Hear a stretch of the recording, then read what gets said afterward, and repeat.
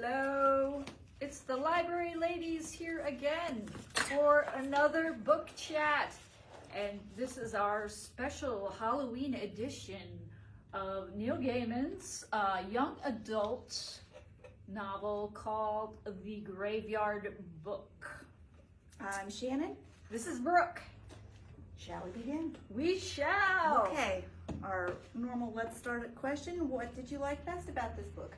Well, I found that he used really good devices, and by that I mean just creative ways to tell the story. For instance, they go to a ghoul's gate, which brings them into a separate world, and while he's going there, the ghouls are passing him back and forth, but they're also walking up a vertical wall, so there's a lot of disorientation.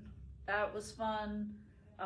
Another instance of that would be the dance macabre, where, well, there's a lot of motion, sound, jubilation, and mystery that surrounds the whole event. And it comes to a crescendo with this woman, an image of a woman on a white horse, and then everything gets quiet again, and the main character, Bod, wants to know what happened. He tries to talk to people about it, and no one will say a word.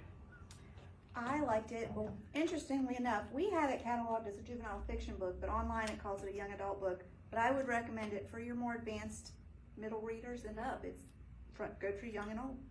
I enjoyed it being an adult, so yeah. All right, what did you like least about this book? Well, so I had read a few months back, just incidentally, I started to read the Odd Thomas books by Dean Koontz that was written 5 years prior to Gaiman releasing this book, and it had a lot of, like, the character Nobody Owens in Neil Gaiman's book, who they call Bod, bared a striking resemblance to Odd Thomas in the Odd Thomas series, which was before it 5 years. So that's kind of like, there were, hints of it not being so original, but I mean, actually it won a Newbery medal and a Carnegie medal, so it's really well done. Yeah, and what did you dislike about the book? I didn't really have a least about the book. I thought the pacing was well done, and that there was plenty of action to keep the reader's interest. Yeah. Did it remind you of anything else? It did. I had kind of compared it to the Jungle Book and to Tarzan, because each of them were raised by not normal parents, I guess. Yeah, I didn't think of the Tarzan example, but yeah, I believe Neil Gaiman actually said something in his, what I read online about it being kind of mirrored off the Jungle Book, which hadn't even occurred to me, but it is called The Graveyard Book. Right, yeah. Yeah. So which characters did you like best? I really liked Liza Hemstock, the dead witch. Yeah. I really wish that her character had been more into the story, because she was there, but hit and miss. But I thought she was really interesting, and she really added to it. Absolutely. I liked Scarlett. She was a little girl who played in the graveyard. Her parents were kind of like walking through, but not really paying attention to her, and she becomes Bod's friend. I guess we should say that Bod is being raised in the graveyard. By the dead. By the dead. His parents are actually dead. They've adopted him, but they're dead. So anyway, he lives in this graveyard, and the Scarlet, yes, thank you. She was one of my favorite characters. She's from the outside world. They strike up a friendship.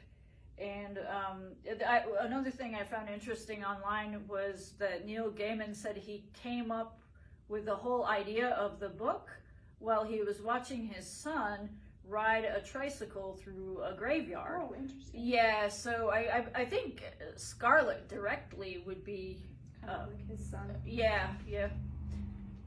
Okay, this one's kind of easy, but which character did you like the least?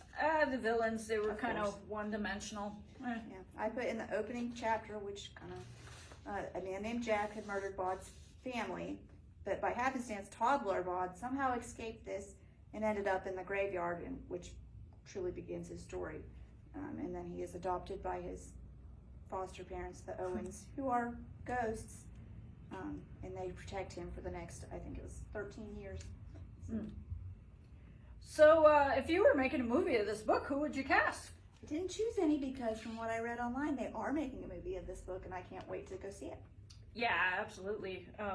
The director of World War Z, whose name is Mark Forster, is, I believe, the director, and they haven't gotten to any casting choices yet because I think they're still in like rewrites or whatnot. Getting it adapted to them. And also not sure if it's going to be a theatrical release or a Disney Plus release because Disney is the one that's producing it all. Stay tuned. Mm-hmm. All right. Share a favorite quote from the book. Okay, as usual, mine is lengthy, but it's good. Listen to the rhythm of this. It's very poetical, and listen to the words that aren't quite onomatopoeias, the words that sound like the sound they make, but they're, well, you'll see. One grave in every graveyard belongs to the ghouls. Wander any graveyard long enough and you will find it, water-stained and bulging, with cracked or broken stones, scraggly grass or rank weeds about it, and a feeling when you reach it of abandonment. It may be colder than the other gravestones too, and the name on the stone is all too often impossible to read. If there is a statue on the grave, it will be headless or so scabbed with fungus and lichens as to look like a fungus itself. If one grave in a graveyard looks like a target for petty vandals, that is the Ghoul Gate. If the grave makes you want to be somewhere else, that is the Ghoul Gate. There was one in Baud's graveyard. There is one in every graveyard. And as usual, mine is not. I actually have two. I enjoyed that the author shared some of the epitaphs from the graveyard. One of the stones read, Magella Godspeed, spinster of this parish, 1791 to 1870, lost to all but memory. I thought that was just, I don't know, kind of beautiful, the lost to all but memory. And then at some point in there, they said it probably even that since it had been so long. And then the other quote that I liked was simply, leave no path untaken. They were quirky. They were interesting things, interesting names, and he said, a few different epitaphs. It was nice. All right. Have you read this author before? I have not read this author before, but I did enjoy this one quite a bit, so I probably will look into some more of his works. Great. I was excited to read this one because of the Sandman. I think Neil Gaiman is best known for the Sandman graphic novel series. I read that way back in my 20s and it kind of blew me away. But then recently I read The Ocean at the End of the Lane, which is another one of his young adult books, and I really thought it was too much like Ray Bradbury's Something Wicked This Way Comes. It almost sounded like fan fiction. Yeah, so, but I will definitely keep reading him. I feel like that's kind of one of my genres is the fantasy horror, and that's kind of what he does.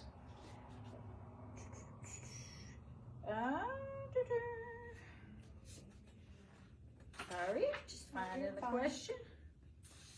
Did you think it was a good length? No, it's a perfect length because it moved along enough, but it didn't drag out too long either. Mm-hmm. And what kind of songs did it make you think of for a soundtrack? I didn't necessarily come up with anything particular, but I thought a lot of it would be thinking of movies and stuff, kind of dark and somber. And then you'd have, especially towards the end, which I don't want to give away, that there'd be like a lot of, I don't know, your fight song, some kind of, going on. Yeah, and I hope to see that too in the movie you make. This could really have a beautiful soundtrack. Mm-hmm. And at the very end, it's something kind of light and inspirational, because new beginning. Kind of. Yeah. How do you, if you got the chance to ask the author of this book one question, what would it be? Okay, so this one was kind of tricky because I really don't have any questions for him. I think I would just enjoy sitting and having a conversation with him and Yeah, just getting to know him. he's an interesting guy. He really is. Because I guess you kind of already said what inspired this was the tricycle and the. Yeah, I believe he's married to Amanda Palmer. He may still be, who was of the Dresden Dolls, which is like a New York City cabaret act. Oh, but wow. she's kind of like like this avant-garde artist chick that's really cool. So if they're still married, that kind of adds a little color there. I think I would want to ask him what makes him decide which artists to work with, because I think just about everything he does, he gets an artist to accompany him. And the illustrations really added to the. Oh, yeah. Which character would you most like to meet? Oh, so I said the same thing that you did. Silas, who is this gaunt, tall, unexplained guardian that. One thing that when I was kind of looking up for how to word my responses, they called him a vampire, and I hadn't thought about that, but that makes sense because at one point it says he has no reflection, and that's kind of. Oh, okay. I missed that, and that would explain one of the covers. And perhaps why he only went out in dark. Gotcha. Okay. Do you have a place that you'd like to visit in the book? The graveyard. Yeah, obviously. Yeah, there was a lot of subsections and outbuildings. There's just a ton of stuff to explore there. Love me a graveyard. What do you think of the book's title? And how does it relate to the content? Well, it's pretty. Yeah, I think it was riffing off the Jungle Book. I didn't really have any insight into what else to call it. I would have just called it the graveyard.